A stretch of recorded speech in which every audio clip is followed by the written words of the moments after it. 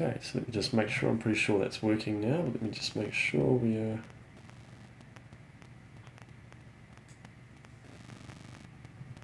Cool. I think we are good to go. Okay, well, welcome everyone. Lovely to have you all here. Today it's actually a real honour and a privilege to be able to interview Wendy Renee. We actually started working together around, I think it was June or July last year, I think, from memory. So it's been a little while, like 6 months or so. And, Wendy was going through a really, really tough time in her marriage and kind of wanting to work through it and save the marriage at the time. But I always sort of say, like, as much as we want marriages to be saved and things like that, one of the most important things is the actual healing internally. And then as we kind of go through and we heal internally, then what happens is we make the right decisions as far as the marriage is concerned. I think one thing that's been really evident to me with Wendy is just how committed she has been through the process in terms of working through the program, but also just her desire and her ability to sort of look inwardly and actually want to grow and want to heal. And I think I really wanted to shoot this interview. I've been wanting to do it for a while now, but various things have popped up. But it's a real privilege to be able to have this interview, because I really want to just, I guess, for a lot of people out there, I know a lot of people are going through some really tough times in their marriages and also within themselves. And sometimes these things don't work out, but what I always say is that if you do the inner work, you're going to come out of it in the best possible way. You're going to be in a much better place internally. You're going to heal. And I think Wendy's a beautiful example of that and can serve as a real inspiration for so many women out there. And that's what these interviews are all about, is really about just providing inspiration for people, knowing that, hey, transformation is real. It can happen. It's not just some sort of blue sky thinking, like it's real. And so, hopefully you guys all get lots out of it. But firstly, welcome, Wendy. It's lovely to have you here, and I really appreciate you taking the time out today to do this interview. I think what would be a really great start anyway, for the benefit of everyone else, is just to share a little bit about kind of where you were at, when we first started talking, June last year, and just give us a bit of an insight as to what was going on in your marriage, where you were at personally, and also what kind of motivated you to, I guess, embark on this journey of growth. Okay, well, let's see. In June, we would have already kind of been split up. Not really, but sort of. Yeah. He decided May 11th that it was over. But he still lived in the house. He has 4 kids. When we got married, of course, they're my kids too, so my stepkids. So how do I want to say this? Like, he didn't have money to go somewhere because he didn't have a job. He hadn't had a job since the November before, so November 21. So he had no place to go. And he wasn't leaving the kids, because I was like, you can go, the kids can stay here. He's like, no, I'm not leaving my kids. I'm like, whatever. So it was really bad.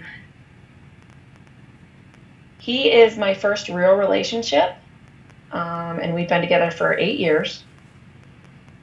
I was not his first real relationship, obviously, with 4 kids. So, but his were not the best examples.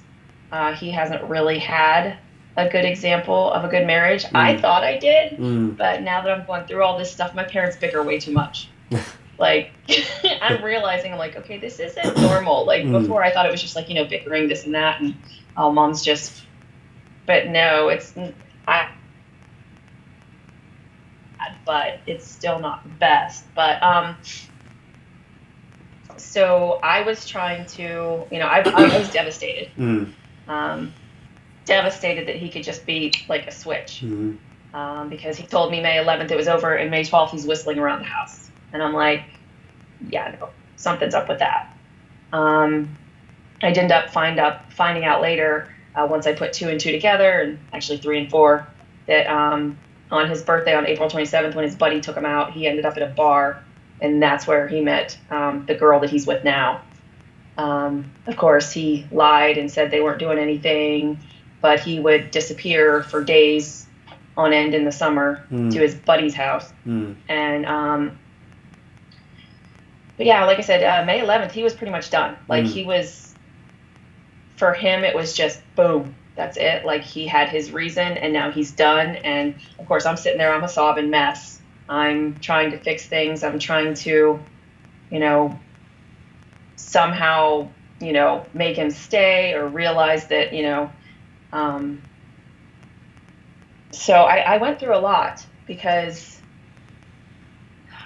he's always been the kind of person that never deals with anything, doesn't communicate well. We always had the same fights over and over because we never finished it. We never talked it out. And like I said, he had bad examples from his parents, bad example from the woman he was with last time. And just, so of course I'm like, okay, like I love this man. I love his kids. They are my family. They are my future. They are everything to me. And I tried so hard. Like, I know I fell short in a lot of ways because he was my first real relationship. I had rose-colored glasses about things. I didn't always do things right. I didn't always know the right way to do things. Sure. Like, never having a boyfriend or someone like that, I didn't know how to communicate correctly. I didn't know how to get across what I wanted to get across or try to get him to interact with me the way I wanted him to. Or the way we should have been able to, I guess you would say. I didn't know how to do that. And I know some people out there do. They're like, oh, but I didn't. And it just unraveled. His dad died. December 17th of 2020. And he just spiraled from there. Like everything was, why are you with me? I'm just bringing you down. And he had a problem with his core muscles. He had to have a surgery for his core muscles, and they had to shave the balls of his hips. Were digging in to the hip bone there. So they had to shave this and they had to shave this on both hips. Wow. And cut all his muscles in his core and sew them back up. So, I mean, he's had a lot going on. And he hurt himself again. So it's just like there was always something going on. And because he couldn't work because of that, he felt like he wasn't a man. He wasn't bringing this and that and everything. But again, my thought is, if you feel like you can't be a man for me, how do you feel like you can be a man for somebody else? But whatever. Sure. No, it makes sense. Yeah. I think a lot of the time there's a lot of, when a guy doesn't feel like he can step up for his wife or partner or whoever, a new environment almost like wipes the slate clean, if that makes sense. So then, it's like I can step up and be a man on some level, even though I can't do it over here. And I think that's a pattern that I do see a lot. It is it's unfortunate. I'm not in any way justifying it, but it's just more of there's always a hidden, behavior that goes on behind these actions a lot of the time, which is, like I say, inexcusable, but it's something that kind of drives that behavior as well. Right. Yeah, so when he did finally move out, it ended badly because I told him, if you're living here, you cannot start a relationship. And Labor Day weekend, we have our fair here in town. And I found out Friday, my cousin took a picture and called me. Here he was walking around the fair with her, holding her hand with our kids at the fair.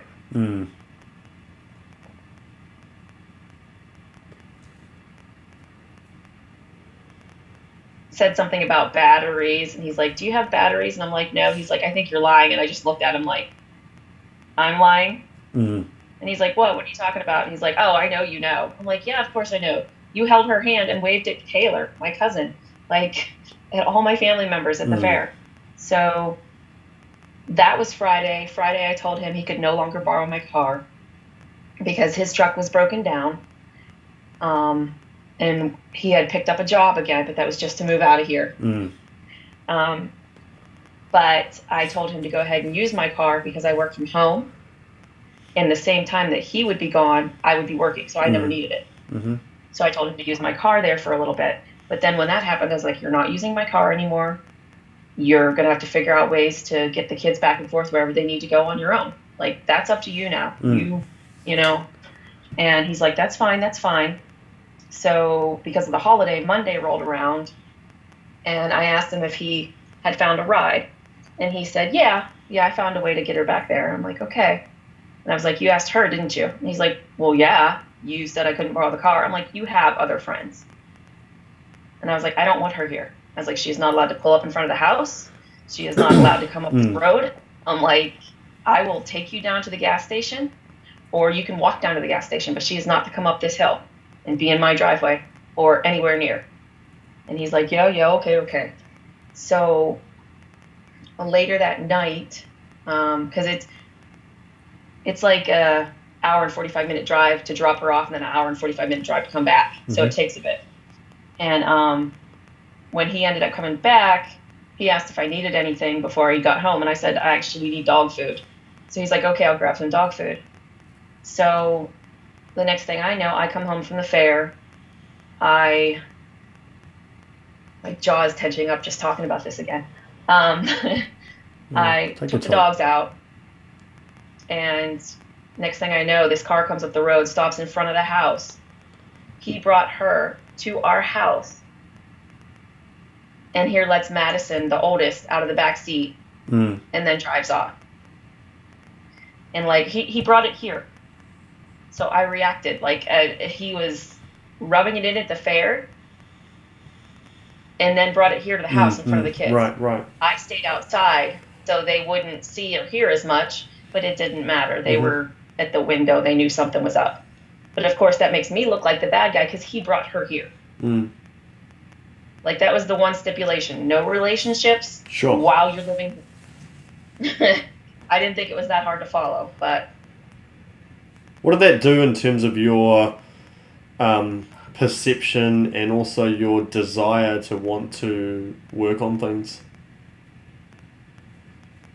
Well, it really screwed up my perception for quite a while, actually, because it was like, well, was there any ever truth to our relationship, to our marriage, or has everything always been what you think I wanted to hear? And for our marriage, it broke my heart. Sure. Like, it broke my heart. Like, this man and these kids were supposed to be my forever. Sadly, that's still in the corner of my mind, that they're still my forever. But it broke me hard. And then Christmas Day came, and that just... Christmas Day, I was watching I went to the movies with my dad and saw Avatar 2. And while we were sitting in there, my phone started blowing up. And by the second or third person, I answered the phone. And here they had announced that they were pregnant. So it's just the complete, the full range of all the worst things that you possibly could experience. And they all just come to life. Yeah, absolutely. Yeah, and well, that's the thing. Before we got married, he's like, I don't want any more kids. So if you want kids, we need to end this now, so you can go find someone that you can have kids with. Well, in my mindset was, well, this is going to be my forever, so his kids will be my kids. And he didn't want any kids. He wasn't going to marry me if I wanted kids. He doesn't want this kid. And it's just, but it's been rough. Been real rough. I was leaning on a lot of people for help and everything like that. And actually, how do I want to say it? That helped, but I think it kept the process of, as you say, the victim. I think that kept it longer for me. It was when I had a whole weekend alone where I couldn't really know, everybody was busy. No one would answer their phone or whatever, that I had my breakthrough. Yeah. that's finally when it happened. Yep. When I had to sit with myself, I bawled like a baby, but I came through it. Like the next morning, it was like, it was like a shiny new day with the birds, like chirping on my finger. And I needed it. Sadly, I Absolutely. needed that time to finally hit the bottom. That's absolutely right. 100%. And I see that a lot. I think people, when you're in the position that you're in and you were in, and everything just kind of stacks on top of each other, it's such a natural human reaction to feel like someone has done something to you and all that. And look, at the end of the day, like, let's face it, I mean, he did act, poorly. I mean, it wasn't flash the way everything was sort of handled. And that's the ultimate euphemism in the way I've said it anyway. But, I think the reality is like, all of those things come on top of each other and you're going to be in a lot of pain. It's going to feel like he's done all this stuff to you and you're going to want to kind of share. And there's probably, our brain does go to these places where we start almost like fantasizing that we want that person to suffer and we want them to go through some shit and I hope everything goes wrong for them. And I mean, actually, I've been there a million times myself in different scenarios. And it doesn't even have to be in a relationship context. It can be in any area of life. Something does something wrong by us, then we want them to basically be punished and suffer as a result of it. The challenge is, though, is that the only person that it really impacts when we get to that place is ourselves, because we're still holding on to that energy and that vibration and so on, and that's where problems really start to arise a lot in those situations. But I think what was really cool about the way in which you've approached all of this right from the get-go when you're in the program is that there was a deeper part of yourself that was so committed to actually doing a lot of the work as well. And actually just showing up, even if it wasn't necessarily all the time going through the training modules or whatever, even if it was just showing up like week after week after week after week on the group calls and talking through it and listening to others and so on. Where did that drive sort of come from, do you think, in terms of putting a lot of that work in? Because it is a scary thing for a lot of people to want to embark on a journey of real growth and moving forward in terms of improving themselves as well. Where do you think that sort of came from?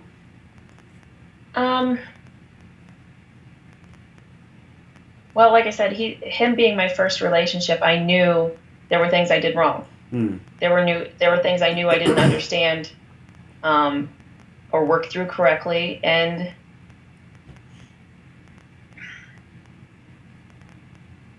I just wasn't happy. Yeah. I wasn't happy with how things were turning out. I wasn't happy with how I was feeling inside. And I'm generally a happy person. And I wanted that back. I wanted that back for me. I wanted that back for our marriage. I just wanted it back. So I don't know. I just felt that I needed a change.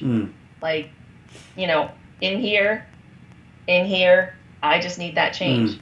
Because I know I'm a good person. I have a huge heart, which is half the problem sometimes, I swear. But something just needed to change. Yeah. So it wasn't sort of an option or maybe I should do it at some point. It was like I've got to do something about this now.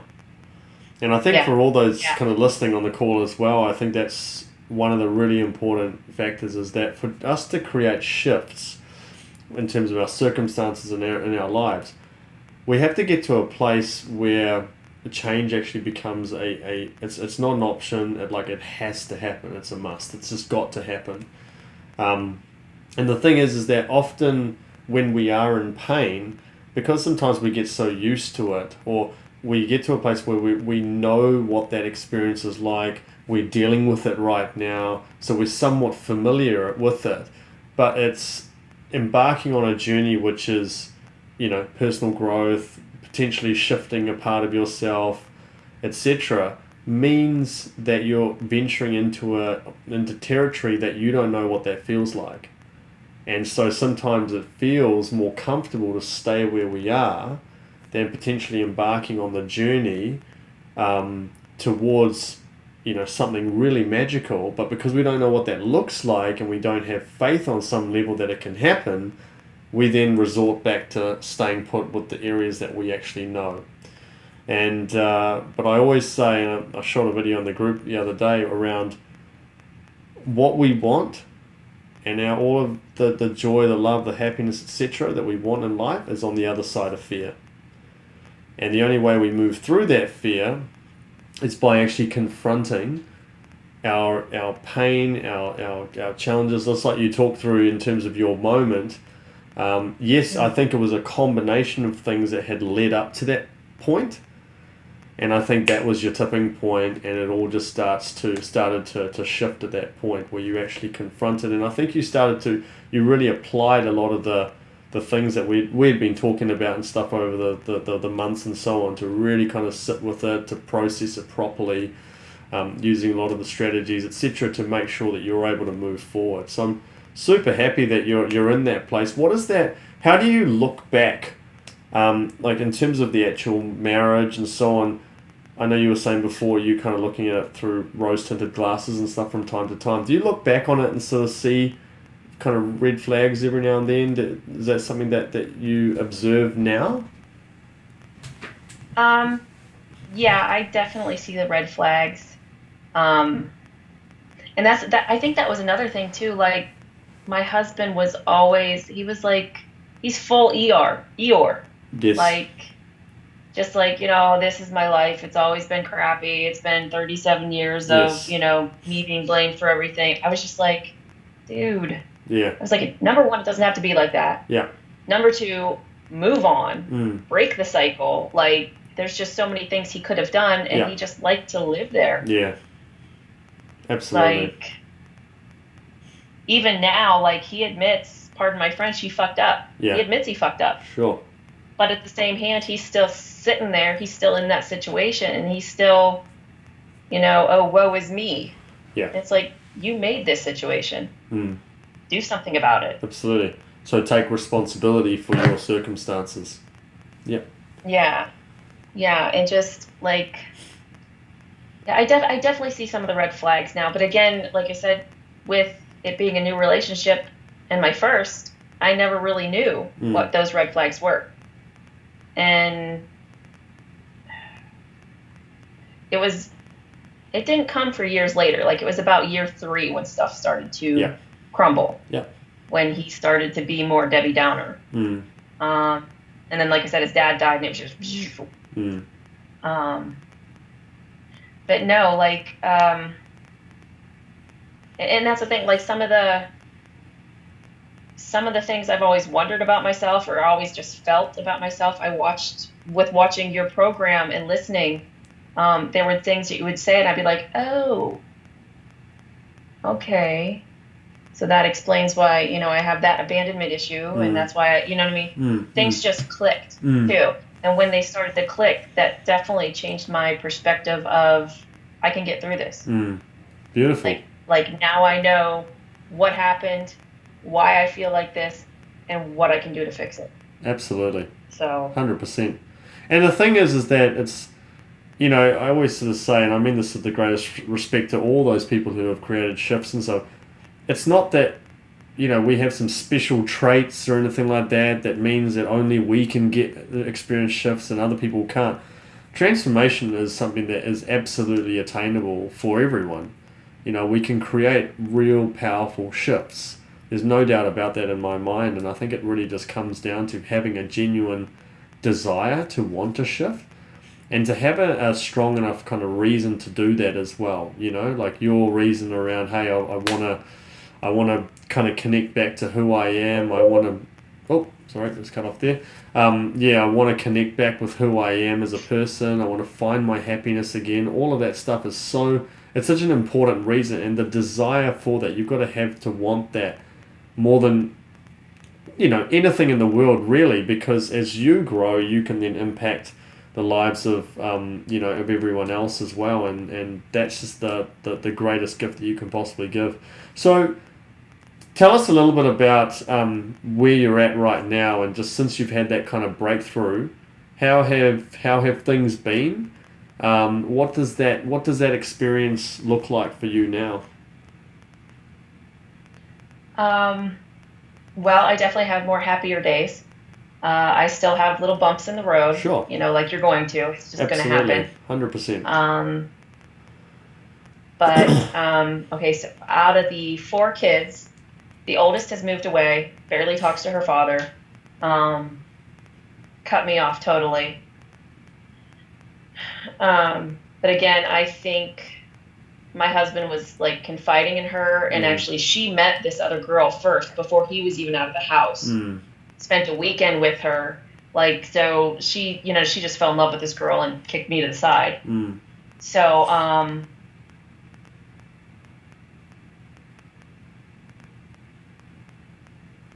got herself in a bad situation, but she's 18 and has to see it for herself. So Yeah. Absolutely. sadly. But so next in line is Austin. He's 16. If you've probably seen on my Facebook page, I did get to take him to a tournament, and we had a blast. And that's the thing. After that breakthrough of mine, I just wanted to be happy. I didn't want to talk over anything. I didn't want to, prove my point. I didn't want to, I just wanted to be happy with the time I had with my stepson. And Amazing.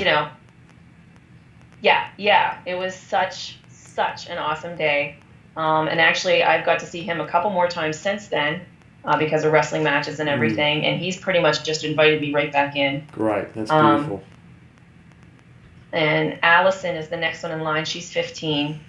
She is Team Jolene. I call her Jolene, the song and everything. So she is Team Jolene. Anything that girl puts on Facebook, Allison loves it. She ignores my Facebook posts. She will look when I message her, but she won't respond. But then Grace, who actually lives with her mother now, which her mother hates me. And actually, sadly, is the reason that this interview is happening now and not then. But as you know, yeah. But that one that like lives with her mother since school started, I just had dinner with her on Sunday. Beautiful. And we're sitting there. Yeah, I know. We're sitting there at dinner. She's like, I'm having a really good time with you. And I'm like, good. That's lovely. Good. Yeah, that just melted my heart because we were just out to eat. We hadn't even done anything. We just talked on the way to the restaurant and stuff like that. So that pretty much is just, things are getting better. I got 2 out of 4. 2 out of 4. Fingers crossed.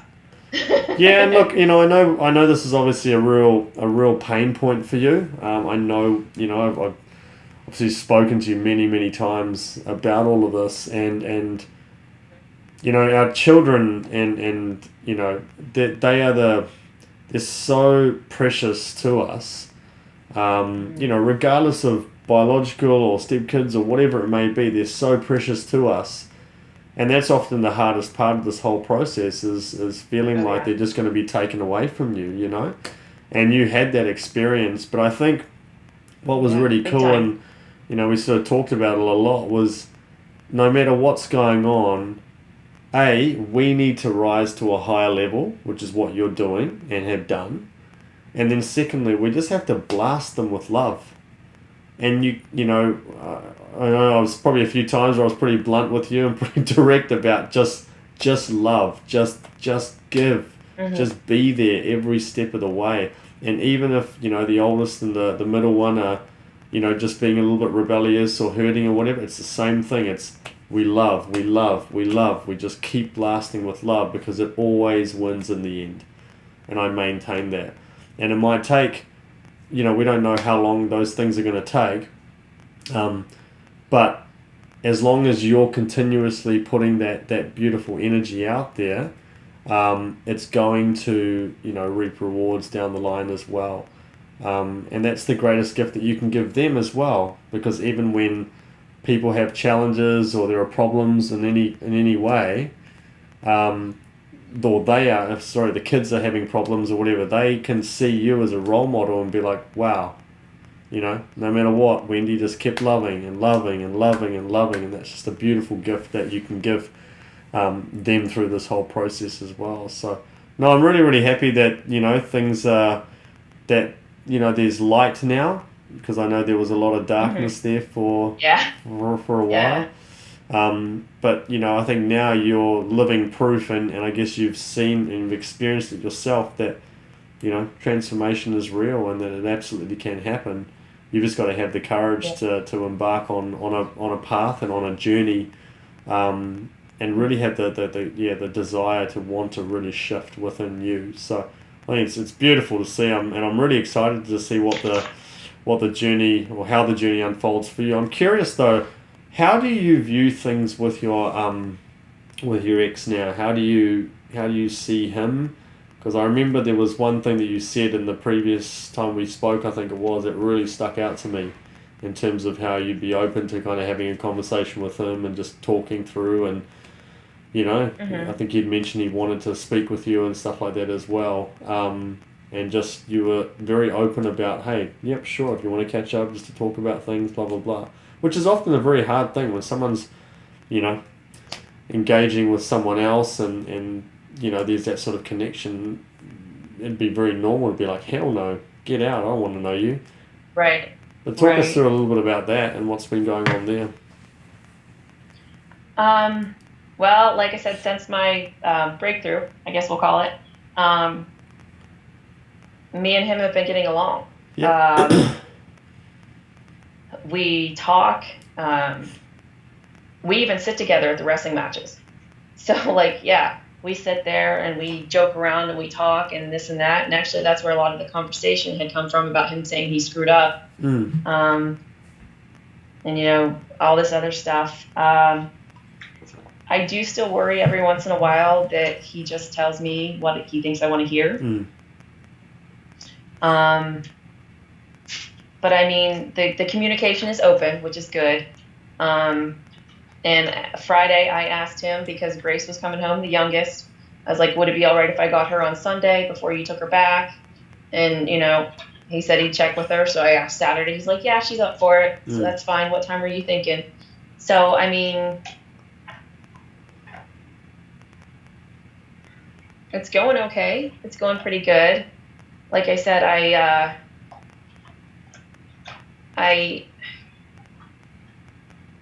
want to have faith in him. I want to believe in him. I want to believe all he says, because I'm the kind of person that I'm definitely that don't do unto others unless you want it done to you. Sure. So that's how I've always thought of things. Mm-hmm. So when I speak to someone or talk to him, I don't think about lying to him, because do you know what I mean? Absolutely.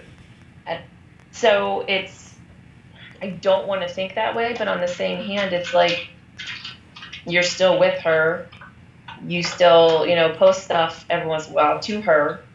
He's not in any pictures with her on Facebook anymore. They don't do that. He doesn't like anything hardly about the baby, but they're still together. Yeah. He told me that right now that their relationship is more out of convenience, because she's paid a lot of the bills because he's running out of money. Right. But is that for real?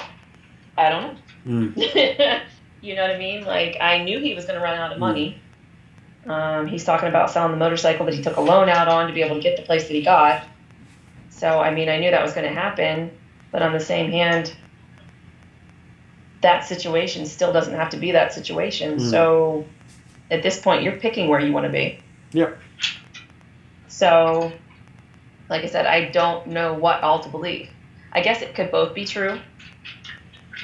I don't know. I think also, coming from a place of love, opening the heart, doesn't mean that we're lacking wisdom.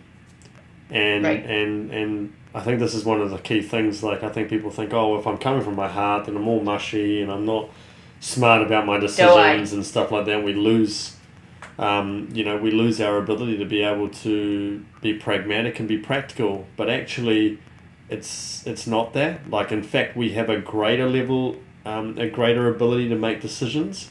We have this incredible ability to be able to connect in with our own intuition and know, okay, something's not quite right here. Okay, I'm going to trust in that.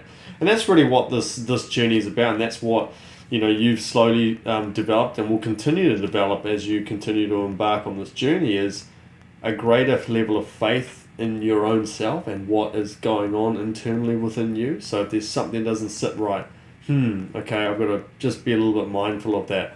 Actually, I need to set some boundaries on this one. Yes, okay, this one, Right. what he said there, I'm not sure if he's telling the truth there. Okay, and that's absolutely cool.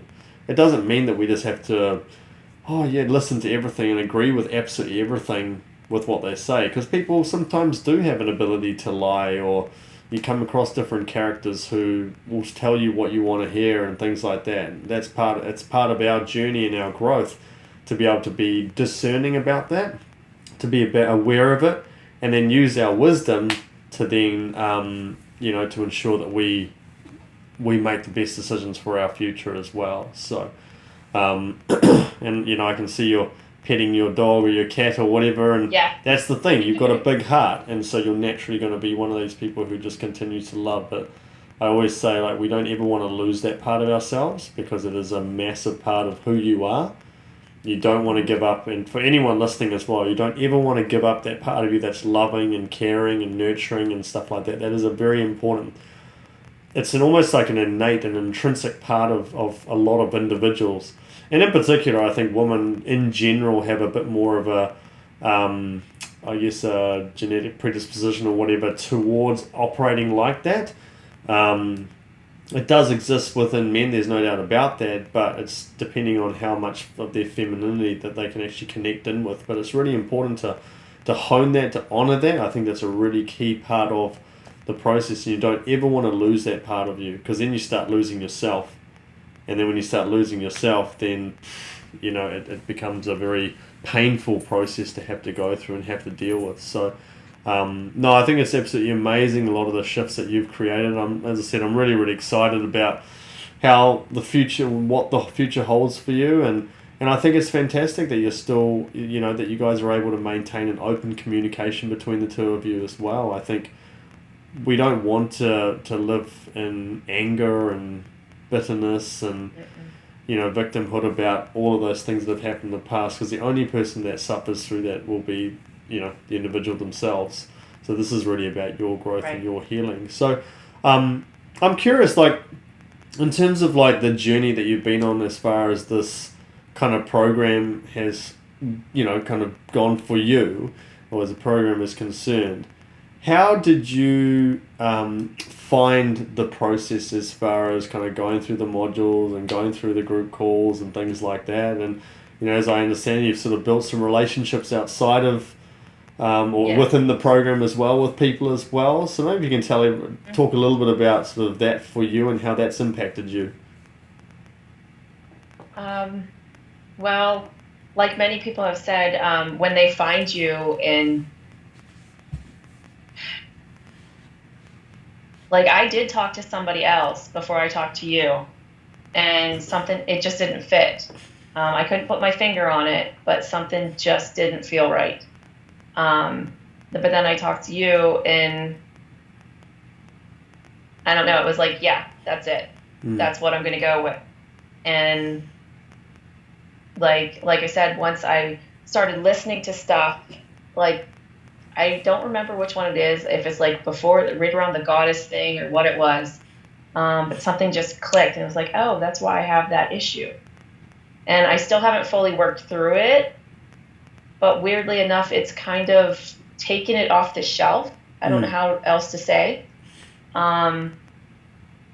But listening to all these other beautiful women and what they've gone through, and just, how do I say, feeling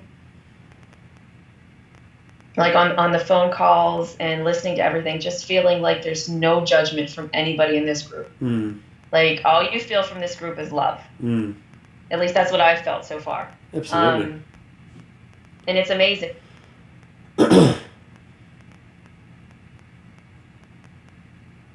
What they're going to say about me, or they think I'm too dramatic, or they think, I'm just being silly. No, half these women are going through the exact same thing I am. Exactly. And all they want to do is give you a big hug. Yeah, that's right. So, and I've made some pretty cool friends in the group here, and I keep in contact with a few of them. So it's definitely I kind of wish, because every once in a while people mention counseling. And it's like, I've been to counseling. And like you said, though, the way you do it is different. It's not just the counseling where, how does that make you feel? What do you think? It's more, let's dive into this. Let's try this exercise. Let's, put out those affirmations to yourself. You are a good person. Don't think like that. You know what I mean? Like, so it's just a whole different vibe. It's a whole different thing than what I've gotten around here, where I live. Sure. And I think that's a big part of it too. Just the fact that you're expecting something from me. You know what I mean? You're expecting me to step up, and I have it in me, and you're right. You're my cheerleader. You're right there going, you got this. You can do this. It's going to happen. It's going to happen. And it did. Like, I had my breakthrough, my first breakthrough, whatever you want to call it. But it's different than what I've ever been through before. And like I said, I've never, in all my counseling time, had somebody go, click, oh, I get it now. That makes sense. I get why why I feel like that. And like, that was one of the first things that just clicked for me, was the whole abandonment issue, because of my past and everything like that. And like I said, it's a nice place to come to know that you're always going to be cheering me on. And these other women and other people that are on the phone calls are just, I don't know. You just, like I said, you don't feel you only feel love from this group. Well, it's beautiful. No, it's lovely to hear that. And I think it's something that, every person that comes into the program is kind of personally vetted by me. So I always say, like, it has to be a good fit to create this energy, to create this environment. Because you're going through tough things. Like, this is not a sexy, how to build a website kind of course, or, how to grow your business 10x or anything like that. This is I'm going through some really tough shit, and I need to go through it, I know a lot of people are sometimes like, oh, I'm a bit uncomfortable about talking in the group environment. I can't recall exactly if you had said that. I know other people in the group have said that for sure. But once they get into it and they actually speak in it, it's like, wow, this is great. Like, I don't have to worry about people judging me or being critical or being anything like that, because it's just such a loving environment, and that's part of the healing process. You know what I mean? Like, knowing that you've got that kind of environment coupled with your own individual work, the self-study component, and just your desire to want to grow, you're laying the foundations for, a really beautiful life, and I think I have no doubts. I mean, you've got, you can probably share a little bit how you got your new job and all that sort of stuff as well. And, all these things start to kind of flow as you start to grow within you as well. So it's beautiful to see, the transformation within you. And I guess just to sort of wrap it up, I think one thing I'm quite keen to understand is, what would you say to someone who was kind of sitting on the fence, or just like, man, I'm spooked about doing some of the work, or, it's scary to kind of go on that journey, or I'm scared of change, or I'm scared if I do these things, then, will it negatively impact things in terms of my circumstances, and sometimes people can often honestly have like a belief in themselves that they don't think the marriage can be saved, so therefore I would rather stay put and do nothing, even though I kind of vacillate between wanting to do something and not wanting to do something, then that holds them back, so they kind of go nowhere. They're sort of stuck in that position. What would you kind of say to people who are in that position, and quite frankly any position with regards to difficulties in their marriage? I guess it's going to say, sorry, I think you just broke up a okay little. pretending you're happy, or do you really want to be happy? Yeah. Because if you're okay pretending that you're happy, stay where you are. If you really want to feel genuinely happy and good with yourself, and know that you are the best person that you can be, and give it to everybody that you love, then just take the course. Yeah. Because and you do it at your own pace, really. So if something gets to you, you can back off. Mm. You know what I mean? If it takes you longer to work through a step than somebody else, Mm. you know what I mean? You're still going to get through it. Absolutely. You're still going to be there for us. So, I mean, and like I said, all the other women, a lot of them are ready to just be like, good job, or, oh my God, I've put it out there, oh my gosh, I still want to talk to you. It sounds like we got the same thing going on, or, whatever like that. So I would say go for it, because, how do I want to say this? Some of those things that you've been holding on to can just make you miserable. And like I said, that one click, like I haven't worked through it yet. I haven't fully gone through it, but it's off my shelf. Yeah, that's right. Do you know what I mean? It's not staring at me every day. It's off the shelf. It's, I guess, opened up on the table, and I'll get to it. But I feel happy again. That's beautiful. Like I feel like I'm growing. Yeah, absolutely. And you can see it, and you can hear it. Your energy's lighter. Everything's just relaxed a lot more. It's lovely to see. And yeah, like I say, I'm really, really excited and of what's, how things are going to unfold over the next little while. Because the great thing is, as you shift, your external world starts to shift. And I don't... That's like, you had mentioned my job.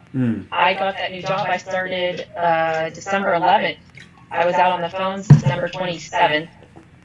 And I had my one-on-one with my supervisor for the first time Friday.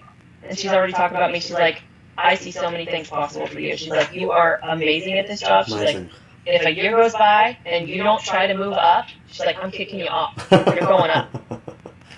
So that was pretty awesome. That's because awesome. It's only January, so it's not even January 27th. So I haven't even been on the phones for a month, and she's already telling me, she's like, I see amazing things from you. I see you going very far in this company. And beautiful. I'm not going to let you sit here on your laurels. Once that year is up, you better be looking for something else. Nice. You better be moving up. That's so cool. Yeah. That's so cool. That's awesome. And that's also just, it just reaffirms the idea that, someone can come into a program like this specifically about their marriage, but actually when you grow and you do the work, it impacts everything in a beautiful way. And it's not uncommon for people to make more money, to improve their health, to, improve just obviously their mental and emotional state. It's just the whole thing can shift, and it all comes from a shift within. And I think that's the key thing, this whole journey. So, no, I'm really proud of you, Wendy. I think it's amazing to see. I know lots of people will get lots out of this interview as well, and derive a lot of inspiration from you. And I'm excited just to see how everything unfolds and the journey. And as you say, and I think it's important to be real here, is that there will be some bumps along the road. There always is. I still have to deal with them myself as well from time to time, and that's just what happens. Shit happens sometimes, but each experience allows us to grow and go to that next level.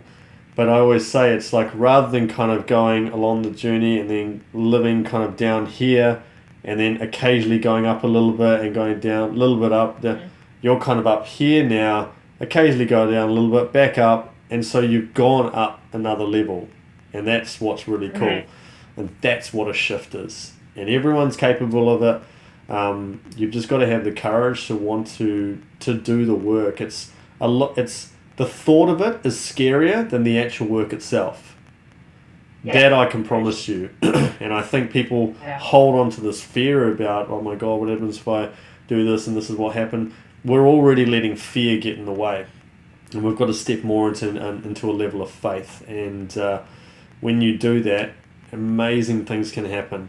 And, there isn't a person on the planet that hasn't sort of achieved something without having gone through, some really, really dark places, And I think before we hit spring and summer, we have to go through winter, and winter's tough sometimes, but we can come out of it the other end. So, look, lots of love to you, Wendy. I'm really, as I say, excited on this journey. And for anyone who's, potentially interested in wanting to jump into this program, want to know a little bit more, want to hop on a call with me, I'll put a link below in the comment section whether that's on Facebook or YouTube or whatever, and you can just book in a call with me and we can just learn a little bit more about where you are now, where you want to get to, and if this program's a good fit. Like I say, I'm pretty careful about who I bring on because I want it to be a good fit for everyone else, because it's not just about you coming to the program, it's about making sure that you are going to interact beautifully with the other ladies as well. So